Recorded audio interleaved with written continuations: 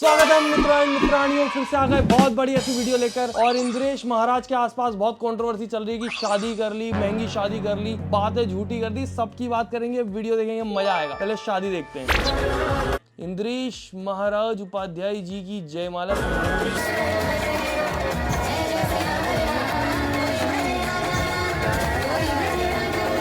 गजब की शादी हुई है भाई, राजा महाराजाओं वाली।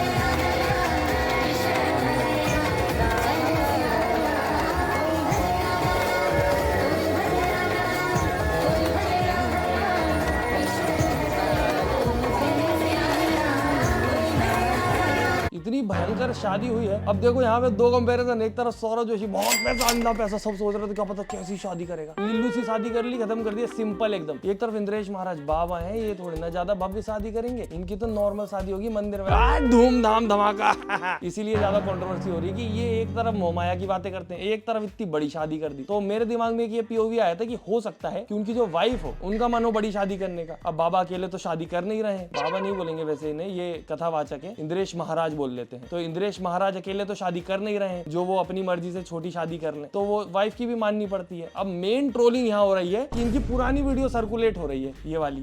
हमको ब्याह शादियों में जाना अच्छा नहीं लगता, पता नहीं क्यों।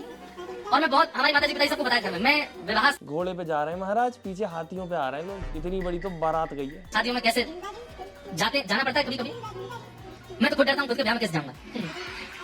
उसमें डर नहीं, मतलब ऐसा लगता है कि पर कुछ भी बोलो, मतलब ठीक है ट्रोलिंग वगैरह एक तरफ, पर मुझे चेहरे पे देख के ऐसी खुशी उल्लास वाला नहीं दिख रहा है कि ये क्या बढ़िया शादी हो रही, मजा आ रहा है। वो वहां भी ऐसे दिख रहा है कि मैं मेरा बताऊं तो मुझे भी शादियों में जाना पसंद नहीं है। एक्चुअली क्या है ना, वो चाउमीन के लिए इतनी लड़ाई करनी पड़ती है, फिर वो चाउमीन कपड़े पे गिर जाती है तो अच्छा नहीं लगता। तो इसलिए मैं खुद को आजकल बचाता ही हूँ शादियों से। मेरी शादी में चाउमीन के 4 ठेले लगाऊंगा, ठीक है। चाउमीन से कोई भी वो नहीं रहना चाहिए था, चाउमीन सबको मिलनी चाहिए। जोड़ी तो हमारे प्रिया प्रियतम की ही अच्छी है।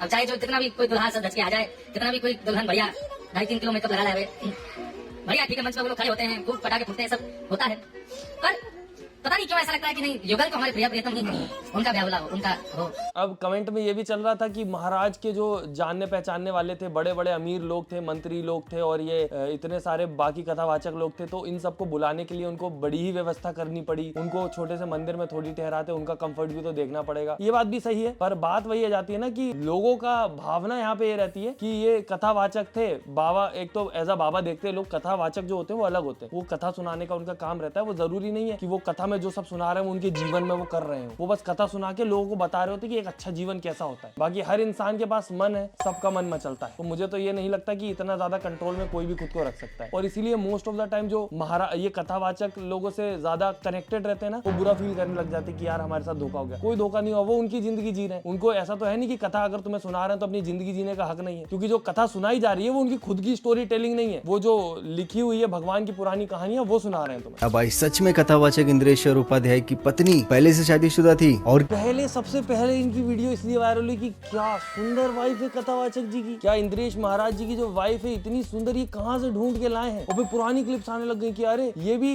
वो इंद्रेश महाराज जी की तरह बहुत बड़ी भक्त है भगवान की, और सब जगह तारीफें चल रही, एकदम से एक नई फोटो आती है, डाइवोर्सी है। तो लो कथावाचक जी, आपको पता नहीं चला क्या, बागेश्वर महाराज ने आपकी पर्ची नहीं बनाई कि आपको ये सब पता चल जाता। मेरे को तो ये समझ नहीं आता भाई, ये सब बातें जो बोल रहे हैं लोग, अगर वो डाइवोर्सी है और उससे वो शादी कर रहे हैं तो वो तो अच्छा ही काम कर रहे हैं ना। और वो भी डाइवोर्स क्यों हुआ था, डोमेस्टिक वायलेंस की वजह से। तुम्हें क्या लगता है वो वहीं सहती रहती, या अगर वो उससे शादी कर रहे हैं तो वो गलत कर रहे हैं? तुम्हारी नजरों में अगर डोमेस्टिक वायलेंस के बाद कोई डाइवोर्स ले रहा है तो वो इंसान गलत हो गया, नीचे हो गया वो। उनका असली नाम शिप्रा शर्मा नहीं बल्कि शिप्रा बाबा था। वजह ये चीज बाकी गलत थी, महाराज को पहले ही सब बता देना चाहिए कि भाई साहब ये है और ऐसा है वैसा है, तो सब क्लियर रहता। अभी अपनी तरफ से चीजें छुपाओ फिर निकल के आती है ना तो गलत पर्सपेक्टिव जाता कर आप दंग हो जाओगे। दरअसल भाई अभी कुछ दिन पहले ही 5 दिसंबर को वृंदावन के प्रसिद्ध कथावाचक इंद्रेश उपाध्याय की शादी अमृतसर की रहने वाली शर्मा से हुई थी। इस दौरान उनके पुराने फोटो और वीडियो सोशल मीडिया पे बहुत वायरल हो रहे थे, जिसमें कुछ मीडिया रिपोर्ट्स का दावा है कि इंद्रेश्वर जी की पत्नी का नाम शिप्रा शर्मा नहीं बल्कि शिप्रा बाबा है, और वो पहले से शादीशुदा थी। उन्होंने साल 2022 में अनमोल शर्मा के व्यक्ति से शादी की थी, लेकिन साल 2023 में उनका डिवोर्स हो गया था, जिसके बाद अब उन्होंने तो अनमोल शर्मा से शादी करी तो वो शिप्रा शर्मा हो गई ना, पर डाइवोर्स हो गया तो वापस बाबा हो जाना चाहिए था। ठीक है, इंद्रेश्वर जी से शादी कर ली। वही उन्होंने अपने YouTube चैनल को भी डिलीट कर दिया था ताकि कोई इनकी वीडियो का गलत इस्तेमाल ना करे। बाकी एक न्यूज ये आ रही थी कि इनने लव मैरिज करी है, बस दुनिया को दिखा रहे हैं कि अरेंज मैरिज है।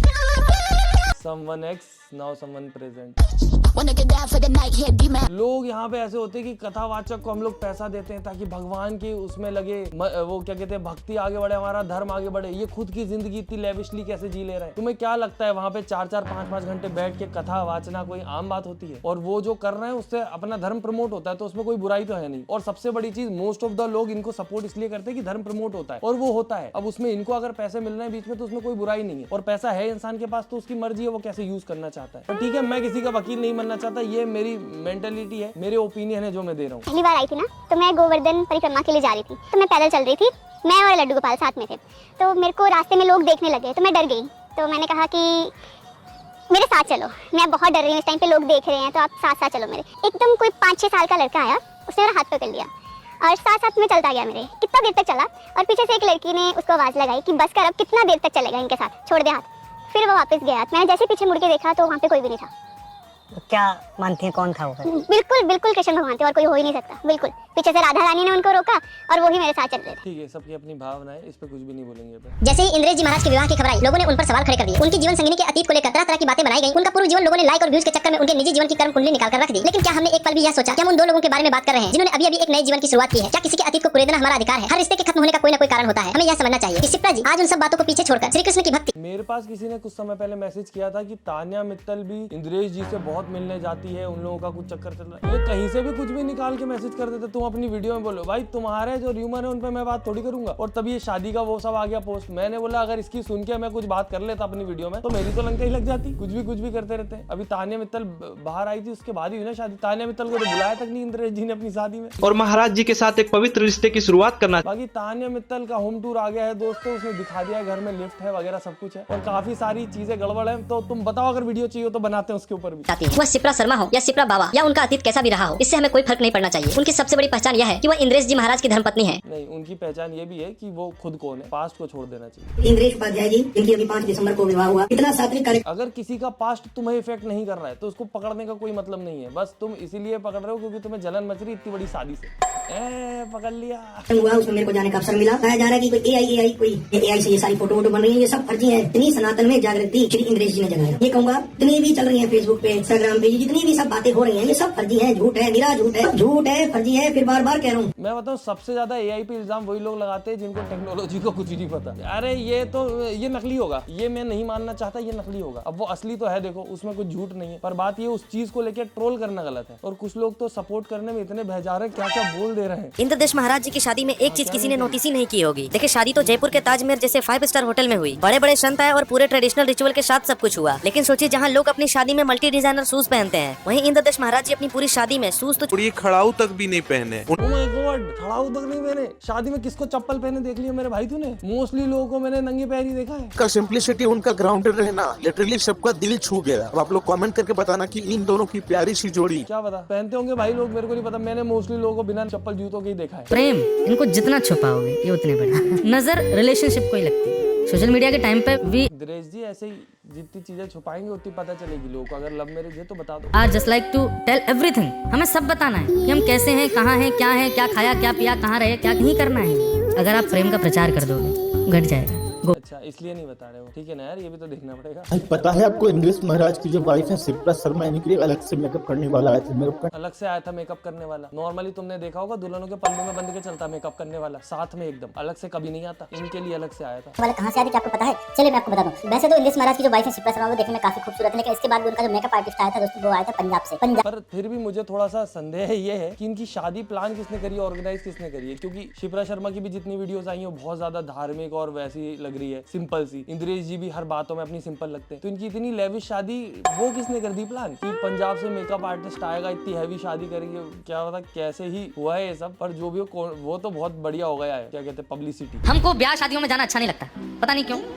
और मैं बहुत, हमारी माताजी पिताजी सबको पता है घर में, मैं विवाह शादियों में कैसे जाना पड़ता है कभी कभी। मैं तो खुद डरता हूँ खुद के ब्याह में कैसे जाऊंगा।